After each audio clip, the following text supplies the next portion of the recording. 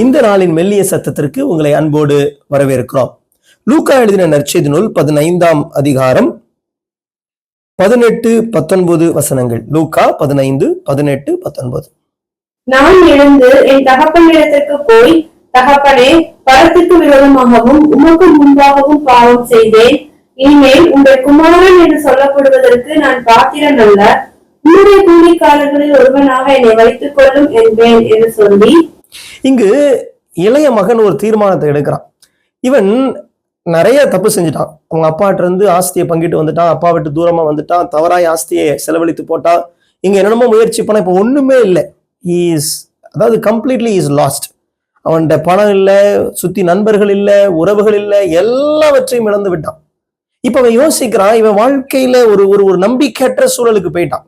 அவன் வாழ்க்கையில அடுத்து என்ன பண்றதுன்னு தெரியல. சாப்பிட்றதுக்கு பன்றின் தவிடு கூட கிடைக்க மாட்டேங்குது. அந்த அளவுக்கு ஒரு நம்பிக்கை இழந்த சூழலுக்கு போயிட்டான். இப்போ இவன் போய் ஒட்டி கொண்டு பார்த்தா அங்க வாழ்க்கையில ஒரு நம்பிக்கை ஏற்படல. பன்றின் தவிட்டுனால ஒரு பசி ஆற்ற பார்க்கிறான், அங்கேயும் ஹோப்லெஸ்னஸ் தான் லைஃப்ல. ஆனா அப்படிப்பட்ட சூழல்ல கூட அவன் யோசித்து பார்க்கும்போது அவன் சொல்றான் பாருங்க, 18ஆம் வசனத்துல, நான் எழுந்து என் தகப்பனிடத்திற்கு போய். யோசித்து பாருங்களேன், இன்னைக்கு நம்முடைய குடும்பத்துல நம்முடைய பிள்ளைகளோ அல்லது யாரோ ஒருவர் இப்படிப்பட்ட தவறை செய்து தூரமாய் போய் எல்லாவற்றையும் செலவழித்து ஒன்றுமில்லாம போய் ஒரு நம்பிக்கையற்று இருக்கும் பொழுது, இனி எனக்கு ஒரு நம்பிக்கை பிறப்பதற்கு நான் அங்கங்க போறதை விட என் ஃபேமிலிக்கே நான் போயிடலாம், என் தகப்பனிடத்திற்கு போயிடலாம். Because my father is a beacon of hope. எங்க அப்பாட்ட போனா அவர் ஒரு நம்பிக்கை கொடுப்பார், எனக்கு நம்பிக்கை அங்க இருக்குது அப்படிங்கிற ஒரு எண்ணம் வருமா? இன்னைக்கு அநேகர் குடும்பத்திற்கு திரும்பி போவதை விட வேற எங்கேயாவது திரும்பி போயிடலாம் என்றுதான் யோசிக்கிறாங்க. Because the family is not a place of hope. அது நம்பிக்கை கொடுக்கிற இடமா இல்லை, அது நம்பிக்கை அழிக்கிற இடமாக அநேக குடும்பங்கள் இருக்கிறது. அதனால அநேகர் குடும்பத்திற்கு திரும்பி போவதற்கு, தகப்பனிடத்துல திரும்பி போவதற்கு தயங்குகிற ஒரு சூழல் காணப்படுகிறது. ஆனா ஒரு மகிழ்ச்சியான குடும்பம் எப்படி இருக்க வேண்டும் தெரியுமா? It should be a place of hope.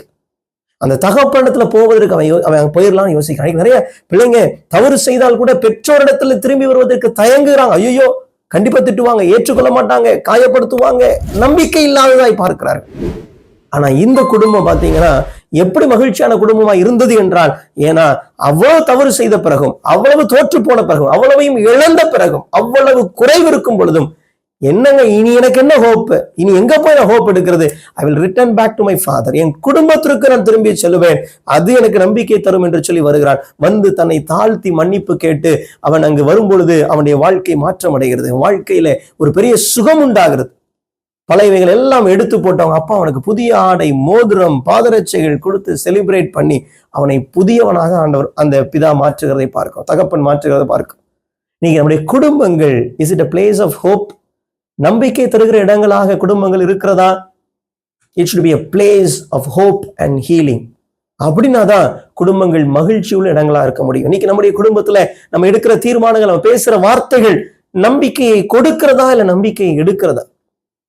நம்முடைய குடும்பத்தின் சூழல் தோற்று போய் உடைந்து போய் குறைவில் இருந்து வருகிறவர்களுக்கு ஒரு சுகத்தை கொடுக்கிறதா, அல்லது அந்த குறைவை இன்னும் அதிகப்படுத்தி அந்த காயங்களை இன்னும் காயப்படுத்துகிறதா அமைகிறதா? Our families should be a place of hope and healing. அப்பனாதான் குடும்பத்துல மகிழ்ச்சி இருக்க முடியும். ஒரு நம்பிக்கை கொடுக்காத குடும்பம் மகிழ்ந்திருக்க முடியாது. இன்னைக்கு நம்ம பயன்படுத்துகிற வார்த்தைகள், நம்முடைய அப்ரோச்சஸ், நம்ம எடுக்கிற தீர்மானங்கள் நம்பிக்கை கொடுப்பதாக, சுகப்படுத்துவதாக இருக்குமானால் அந்த குடும்பத்திலே மகிழ்ச்சி இருக்கும். ஆனால் நம்பிக்கைக்கும் சுகத்திற்கும் அங்கே வழி இல்லை என்றால் மகிழ்ச்சி இல்லாமல் போய்விடும். இன்றைக்கு நம்ம தீர்மானிப்போம், என்னுடைய குடும்பம் நம்பிக்கை தருகிற குடும்பமாய் மாறட்டும். உடைந்த உள்ளங்களுக்கு, காயப்பட்ட உள்ளங்களுக்கு, குறைவில் உள்ளவர்களுக்கு, என்னுடைய குடும்பத்தில் உள்ள யாரா இருக்கட்டும், அவர்கள் அப்படிப்பட்ட சூழலை கடந்து செல்லும் பொழுது குடும்பத்திற்கு திரும்பி வருவது மேல், எங்கெங்கோ போய் ஒட்டி கொள்வதற்கு, எங்கெங்கோ போய் நான் ஒட்டி கொள்வதற்கு என்னுடைய குடும்பத்திற்கு திரும்பி வருவது மேல் என்று யோசித்து வரக்கூடிய அளவுக்கு ஒரு ஹோப் தருகிற, நம்பிக்கை தருகிற இடமாக நம்முடைய குடும்பம் இருக்கும் என்றால் நிச்சயமாக நம்முடைய குடும்பம் மகிழ்ச்சி உள்ள ஒரு குடும்பமாக இருக்கும் என்பதிலே சந்தேகமில்லை. ஜெபிப்போமா? நேசிக்கிற பரலோக பிதாவே, எங்களுடைய குடும்பத்தின் சூழல் நம்பிக்கை தருகிற சூழலாய் மாற்ற எங்களுக்கு உதவிச்சு. அந்த நம்பிக்கையை தந்து உடைந்த உள்ளங்களை மாற்றி தேற்றி நாங்கள் இணைந்து மகிழ்ந்திருக்க எங்களுக்கு உதவிச்சு. அப்படிப்பட்ட மகிழ்ச்சியை எங்களுடைய குடும்பங்கள் அனுபவிக்க நீர் கிருபை பாராட்ட வேண்டும் நாங்கள் ஜெபிக்கிறோம். இயேசு கிறிஸ்து மூலம் ஜெபிக்கிறோம், ஜீவனுள்ள நல்ல பிதாவே, ஆமென்.